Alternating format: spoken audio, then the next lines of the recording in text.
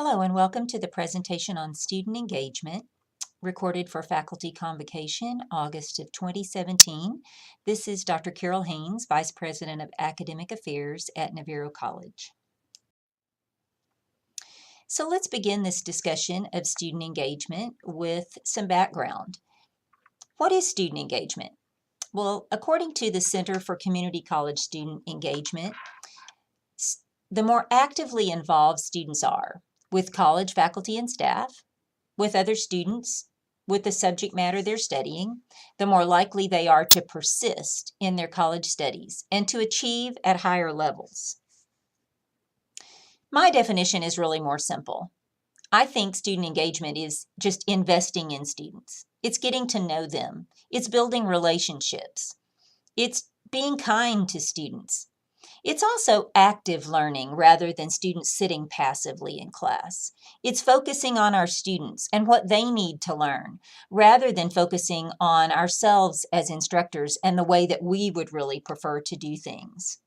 And why should we do this? Why should we be focused on student engagement? Really for two reasons. One is student success. We all want them to learn. Isn't this why we became teachers in the first place? Because we love to see that light bulb go off. We love to see them get it. We really want them to be successful. And the second reason is student retention. Students don't just choose Navarro College once. They choose Navarro College repeatedly at the end of every semester as they register for a new semester. Whether they pass a class or whether they fail a class, they choose Navarro College again. Student engagement is not just a topic that's being discussed at Navarro College. It's actually a national initiative. It's a part of a larger discussion that's a part of the completion agenda. The Center for Community College Student Engagement, you've heard of that. It's referred to often as the CESE. We do the CESE test, the CESE exam, often in the spring at Navarro College. It gives us lots of wonderful data about students and how well they are engaged. Also, the Ruffalo Noah Levitz. Noah Levitz is also about student engagement, student success. Complete College America is an organization that's focused on completion and how well students are completing. The American Association of Community Colleges is focused on completion, and all of these are also focused on engagement because if students are not engaged, they're not going to complete.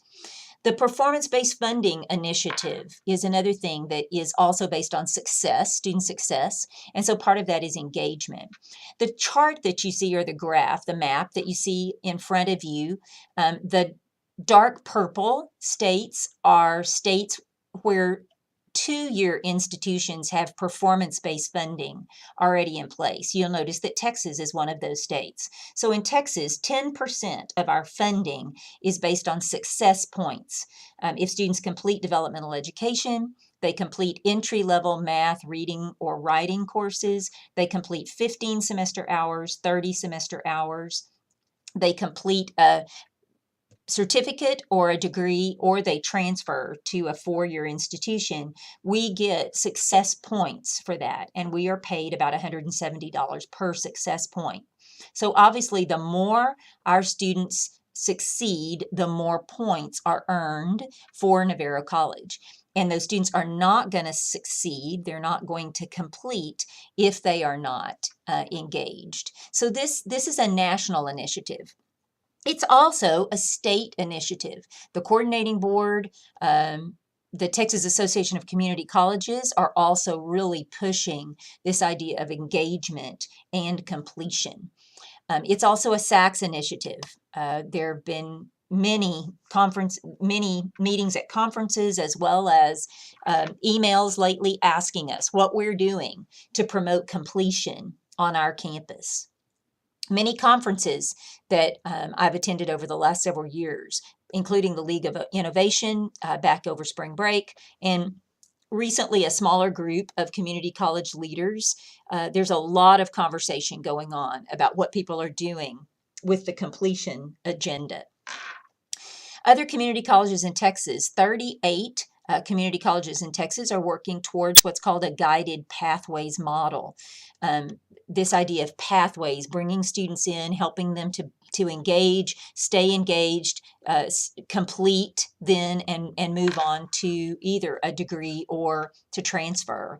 And so we are joining that pathways discussion. And so the student engagement initiative is not going away, and it's not something that Navarro College is focused on by ourselves. This is a national movement that's not a new movement. This has been going on about 10 years now. Well, many of you know that prior to becoming an administrator, I was an English professor for 20 years. My master's work is in British literature. Some of you know I had the opportunity to study at Oxford one summer. So as part of our discussion on student engagement today, I'd like for us to look at an example. And so I'd like for us to look at one of my favorite poems, a sonnet. It's called Death Be Not Proud by Donne.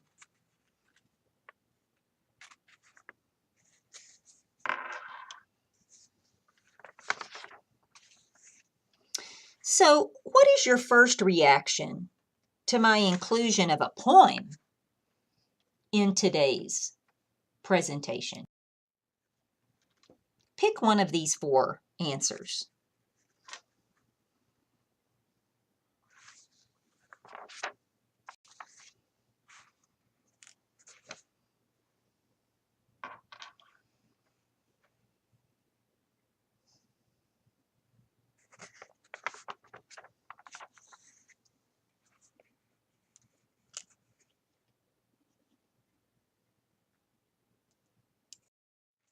Well, I promise if you'll bear with me, the example will make more sense shortly. I'd like to give you a brief history about Donne, the writer of the poem, and the poem itself. Donne lived from 1572 to 1631. For those of you who like to kind of put things into perspective, this is just after Shakespeare's time period. He was a clergyman, or a priest, we might say today, in the Anglican Church, which was a predecessor for those of you who might be familiar with the Episcopal Church in the United States, the Church of England. He was married. Priests in the Episcopal Church or the Anglican Church can be married. His wife had multiple miscarriages. She finally had 12 children, and then she died at the age of 33. So she had those children early and very close together. Donne was the dean of St. Paul's Cathedral in London, England. This is a picture of that very beautiful cathedral. I've had the opportunity to attend services there. It's a gorgeous church. At the latter part of his life, he spent a great deal of his time contemplating death in general and his own death in particular. As a Christian, he approached death from that perspective. And in the poem that we just looked at, Donne addresses death directly, which is referred to as apostrophe. So he says things like, "Death, be not proud, though some have called thee mighty and dreadful." So he talks directly to death. He also gives death human characteristics, which is referred to as personification. So he says, death shall be no more, death you shall die. So death, you can't kill me. So he refers to death very much as a person, which that characteristic is called personification. So now that I've given you a little bit of an introduction to the poem, let's pretend if you were in a classroom situation. If you were going to be required now to delve deeper into this poem and discover its meaning, how would you prefer to go about doing that? So if I were going to give you, say, 30 to 45 minutes now to learn more about this poem, how would you prefer to spend the next 30 to 45 minutes? Choose one of these four answers.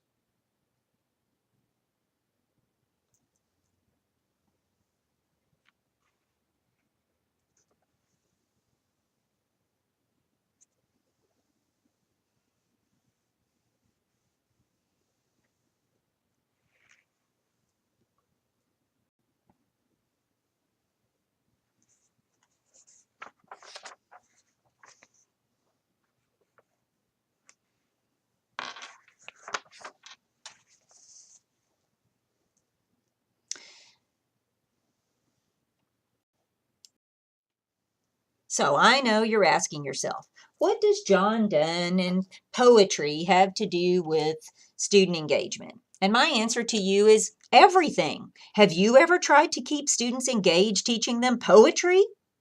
So let's draw some parallels between this John Donne activity and student engagement in your classroom. Today, and this activity is really like the first day of class for this semester.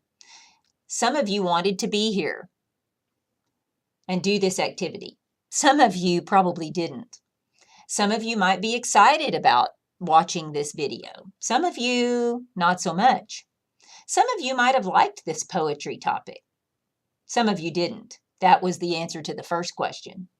Some of you know me well. Some of you don't. For some of you, English was your major. For most of you, it wasn't. And the answer to the question just now, I would bet many of you picked that last answer, that you would rather work with a partner or work with a group in order to come up with what this poem was about.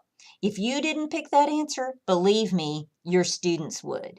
And I would bet most of you would not have chosen to listen to me lecture at you for the next 30 or 45 minutes. Yet, what do most of us do to our students? So, do any of these things that we just talked about here, about being excited, some of you aren't, some of you want to be here, some of you don't, some of you like the topic, some of you don't, some of it's your major, some of you it's not. Do these sound like your students?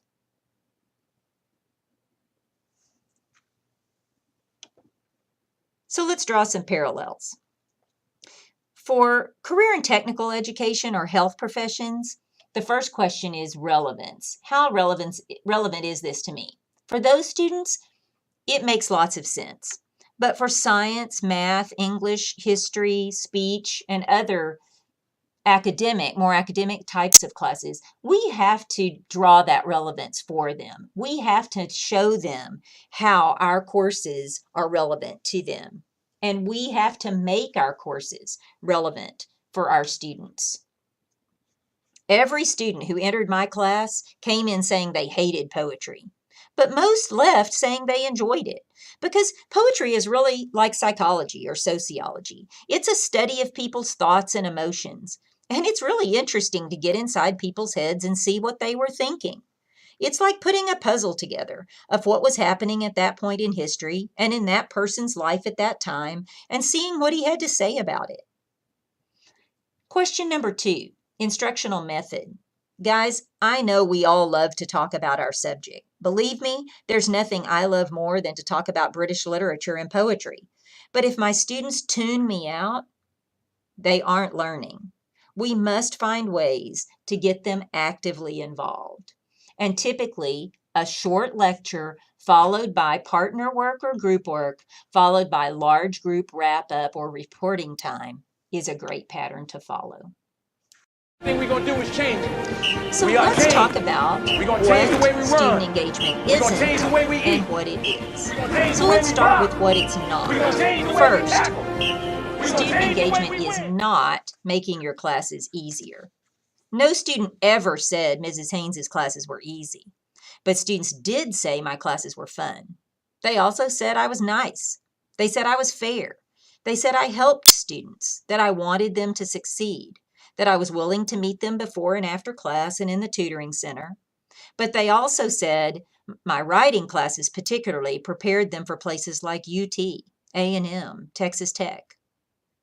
Second, student engagement is not giving away grades. I'm not asking you to lower your standards, but we shouldn't be mean or hard-hearted or mean-spirited. We should understand that 70% of our students work while they're going to school. Many also have families to take care of. So we should treat them like we would want to be treated, or like we would want our children to be treated. Third, student engagement is not watering down the curriculum. We have learning outcomes that must be met, and we can't expect less, but we must equip them and support them in order for them to be successful. So what is student engagement? I'd like to play a clip from my favorite movie, Remember the Titans, to help us to understand the first thing that student engagement is. Thing we're gonna do is change it. We gotta change. We're gonna change the way we run. We're gonna change the way we eat. We're gonna change the way we pop. We're gonna change the way we tackle. We're gonna change the way we win. So what is student engagement? It's changing the way we do things in and out of the classroom. Guys, I hate to say it, but it's less lecture and more active learning.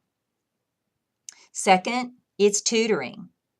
We can do it ourselves in our offices, in the tutoring center, online through Upswing, or we can refer students to other tutors in the tutoring lab, the tutoring center.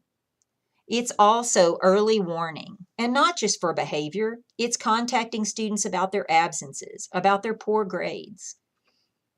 Student engagement is about building relationships and truly caring about students. Second, student engagement includes not expecting them to come prepared. Rarely do high school students come to college prepared today, especially not community college students. Several factors attribute to this: poor high school preparation, first-generation students who just don't have the experience that they need, poverty. Regardless, community colleges are the hope of these students, and we must find ways to help them be successful when they're not prepared. Gone are the days where we could say, well, you should have known this, so you'll just have to drop or fail. Or, that's not my responsibility. Folks, completion is all of our responsibility. If they're down here and we need them to be up here, it's our job to figure out how to get them where they need to be. Which brings us to the third point. Student engagement is sharing the responsibility for student success. We cannot put all the responsibility on the students.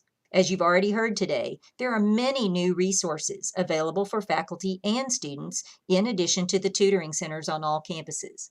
Canvas has great resources. Upswing is a wonderful tutoring resource. We've really strengthened our student support resources for you at 3 levels. You may tutor students in your office or even from the comfort of your own home via Canvas or Upswing.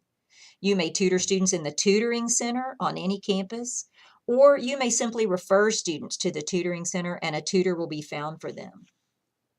Let me give you an analogy. Let's say that 25 students showed up to take swimming lessons and their instructor told them to line up at the end of the pool. And they were told, okay, you're going to jump in, you're going to kick your feet, you're going to swing your arms, hold your breath, kick really hard, keep after it, swim as hard as you can, aim for the other end of the pool. And they all jumped in and they all began to kick their feet, swing their arms, and the swim coach walked to the other end of the pool and waited for them to get to the other end. He's given them instructions. He expected them to be prepared, and now the test is underway. Can they do it or not? Is he really going to stand there and allow students to sink or swim? That's what we're doing when we allow students to sink or swim in the classroom. It's our job to reach out and give them a hand or throw them a raft.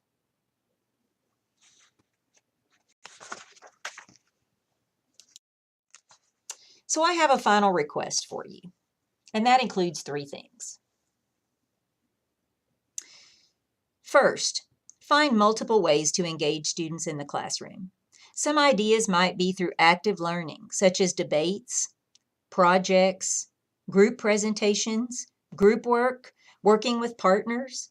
Just asking more questions is a great technique, although there are specific questioning strategies out there like the Socratic method. Second, be aware of your grade distributions and your retention rates. You might ask your dean, and he or she can provide those for you. You'll also want to review your end-of-course evaluations. All of you are professionals, and I know if you're like I am as a teacher, I always wanted to improve my teaching. So I'll know that you'll want to have that information, review it, and find ways to improve what you're doing. The only way to do anything wrong at this point would be to do absolutely nothing. My second request is to engage students on campus. Smile, be friendly, assist them with finding classes, engage them in conversation, eat in the cafeteria or the deli or the kitchen occasionally and visit with students. Attend back to school events, fine arts events, sporting events. I'd actually like to ask you to pick 3 back to school events within this first 2 weeks or so of school to attend on your campus. Visit with your student government or student life director, dean of student services, or campus dean for more information. Last, let's all work together to create a student-centered culture at Navarro College. I know many of you already do this, but I'd really like to focus on this year. As I said earlier in this presentation, student engagement is a part of the larger completion agenda, and it's not going away. But truly, I believe students are the reason each of us became teachers in the first place, and I wholeheartedly believe each of you wants to be the best instructor you can be. I want to partner with you in bringing excellent instruction for our students so that they can be successful at Navarro College. So thank you for all you do for our students at Navarro College. We appreciate you.